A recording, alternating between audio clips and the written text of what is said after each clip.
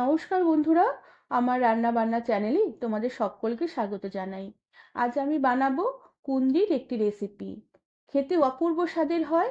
যারা কুন্দি খেতে পছন্দ করে না, এভাবে রান্না করে দিলে তারাও আঙুল চেটে পুটে খেয়ে নেবে। রেসিপিটি তোমাদের সম্পূর্ণ দেখার অনুরোধ রইল। ভালো লাগলে লাইক, শেয়ার আর সাবস্ক্রাইব করে দেবার অনুরোধ রইল। আর যারা আমার ফেসবুক পেজ থেকে দেখছো, তারাও পেজটিকে ফলো করে লাইক শেয়ার করে দেবার জন্য অনুরোধ রইল। আমি এখানে কুন্দি আর আলু কেটে নিয়েছি। কুন্দি একটু লম্বা লম্বা করে চার ফালি করে কেটে নিয়েছি, আর তার সাথে আলুরও খোসা ছাড়িয়ে একটু পাতলা পাতলা করে লম্বা করে কেটে নিয়েছি। সমস্ত সবজিগুলোকে বেশ ভালো করে ধুয়ে নিয়ে আমি জল ঝরিয়ে নিয়েছি। এবার এই কুন্দি আলুগুলোকে আমি প্রথমে একটু ভেজে নেব। এর জন্য কড়াতে পরিমাণ মতন তেল বেশ ভালো করে গরম করে নেবার পরে এই জল ঝরিয়ে রাখা কুন্দি আর আলুগুলোকে আমি তেলে দিয়ে দিলাম। এবার এই সবজিগুলোকে তেলের মধ্যে কিছুক্ষণ একটু নেড়ে চেড়ে নেব। এরপরে এতে দিয়ে দিলাম সামান্য পরিমাণে একটু নুন আর সামান্য একটু হলুদ গুঁড়ো। এবার নুন হলুদ দিয়ে সবজির মধ্যে বেশ ভালো করে নেড়ে চেড়ে একটু মিশিয়ে নেব। আর সমস্ত সবজিগুলোকে বেশ ভালো করে কিছুক্ষণ ঢাকা দিয়ে ঢাকা খুলে নেড়ে চেড়ে একটু ভেজে নেব। কুন্দি সেদ্ধ হতে একটু সময় লাগে, তাই ভাজার সময় একটু সময় নিয়ে গ্যাসের আঁচ একটু কম করে দিয়ে ঢাকা খুলে বারবার করে এরকম করে ভেজে নিলে কুন্দি যেমন তাড়াতাড়ি ভাজা হয়ে যাবে আর সেদ্ধটাও তাড়াতাড়ি হয়ে যাবে। আর কুন্দি আলু ধোয়ার পরে বেশ ভালো করে জল ঝরিয়ে নিয়েই ভাজতে কড়াতে দিতে হবে। এভাবে বেশ ভালো করে কুন্দি আলু আমি নেড়ে চেড়ে একটু ভাজা ভাজা করে নিয়েছি। বেশ সুন্দর করে হালকা একটু কুন্দি আলুগুলো ভাজা ভাজা হয়ে এসেছে। এবার সমস্ত আলু আর কুন্দিগুলোকে আমি কড়া থেকে বেশ ভালো করে তেল ছেঁকে উঠিয়ে রেখে দিলাম। এরপর কড়ার এই কুন্দি ভাজার তেলে আমি বেশ খানিকটা জিরে ফোড়ন দিলাম। জিরের সাথে একটা শুকনো লঙ্কা ছিঁড়ে ফোড়ন দিয়ে দিলাম। এবার জিরে আর শুকনো লঙ্কা একটু নেড়ে চেড়ে নেব। ফোড়নের সুন্দর একটা গন্ধ বেরোলে আর লঙ্কাটা একটু ভাজা ভাজা হয়ে কালো হয়ে এলে আমি বেশ খানিকটা পেঁয়াজ কুচি ফোড়ন দিয়ে দিলাম। এবার পেঁয়াজ কুচিগুলোকেও বেশ ভালো করে নেড়ে চেড়ে একটু হালকা করে একটু ভেজে নেব। তবে রেসিপিটি নিরামিষ খেতে চাইলে ফোড়নে পেঁয়াজ কুচি তোমরা বাদ দিয়ে দিতে পারো। পেঁয়াজ কুচি ভাজা হয়ে এলে আমি খানিকটা টমেটো বাটা দিয়ে দিলাম। সাথে টমেটো বাটার বাটিটাকে ধুয়ে অল্প করে একটু জল দিয়ে দিলাম। সাথে দিয়ে দিলাম ধনের গুঁড়ো, তার সাথে দিলাম জিরের গুঁড়ো আর অল্প করে একটু লঙ্কার গুঁড়ো দিলাম। ঝালটা তোমরা তোমাদের নিজেদের রুচি অনুযায়ী দেবে। ঝাল বেশি খেতে চাইলে ঝালের পরিমাণটা বেশি দেবে। আর এরপরে দিয়ে দিলাম পরিমাণ মতো নুন আর পরিমাণ মতন হলুদ গুঁড়ো। এবার সমস্ত মশলাগুলোকে বেশ ভালো করে নেড়ে চেড়ে কিছুক্ষণ একটু কষিয়ে নেব, যতক্ষণ না মশলার যে বাড়তি জলটুকু শুকিয়ে গিয়ে মশলা থেকে বেশ ভালোভাবে তেল ছেড়ে আসে। মশলা বেশ ভালো করে কষিয়ে নিয়েছি, মশলা থেকে তেল সেপারেট হয়ে এসেছে।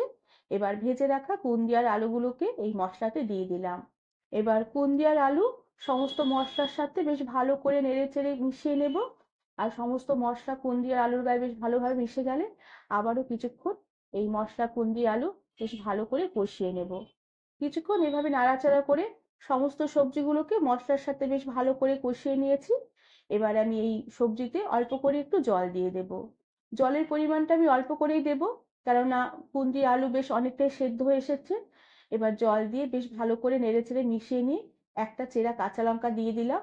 আর এরপরে গ্যাসের আঁচ কম করে দিয়ে ঢাকা দিয়ে রেখে আমি কিছুক্ষণ এই জলটা শুকিয়ে আসা অবধি রান্না হতে দেব। আর ততক্ষণে আমি আরো একটি স্পেশাল মশলা বানিয়ে নেব। আর এর জন্য একটু তড়কা প্যানে আমি বেশ খানিকটা চিনেবাদাম দিয়ে দিলাম। চিনেবাদামগুলো একটু ভাজাই আছে, তবে শুকনো খোলায় বাদামগুলোকে আরো একটু আমি নেড়ে চেড়ে নেব। বাদামগুলো বেশ ভালোভাবে ভাজা হয়ে এলে আমি 1 চামচের মতন সাদা সর্ষে দিয়ে দিলাম। এবার সাদা সর্ষে বাদাম বেশ ভালো করে কিছুক্ষণ একটু নেড়ে চেড়ে নেব। সর্ষেগুলো নাড়তে নাড়তে যখন একটু ফুটতে শুরু করবে, তখনই 1 চামচের মতন পোস্ত দিয়ে আমি গ্যাসের আঁচ বন্ধ করে দিলাম, নাহলে পোস্তগুলো পুড়ে কালো হয়ে যাবে। এবার সমস্ত সর্ষে পোস্ত বাদাম একসাথে বেশ ভালো করে কিছুক্ষণ নেড়েচেড়ে একটু হালকা করে রোস্ট করে নেব।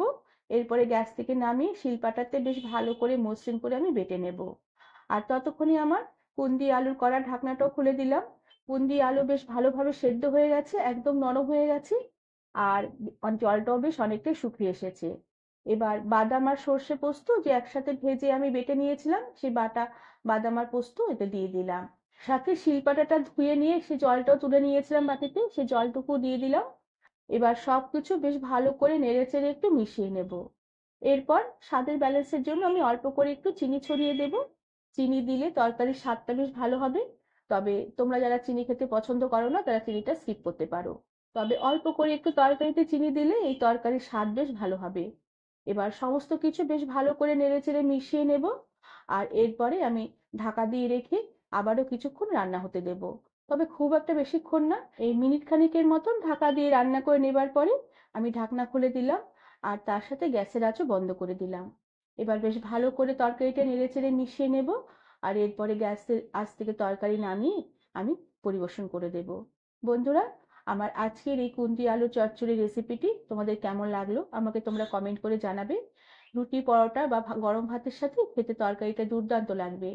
রেসিপিটি তোমাদের ভালো লাগলে একটি লাইক, শেয়ার আর সাবস্ক্রাইব করে দেবার অনুরোধ রইল। আর তার সাথে পাশে থাকা বেল আইকনটি প্রেস করে দেবে যাতে আমার সব নতুন ভিডিও নোটিফিকেশন সবার আগে তোমাদের কাছে পৌঁছে যাবে। আজ তাহলে আসি, পরে আবার একটি নতুন রেসিপি নিয়ে দেখা হবে। ধন্যবাদ বন্ধুরা।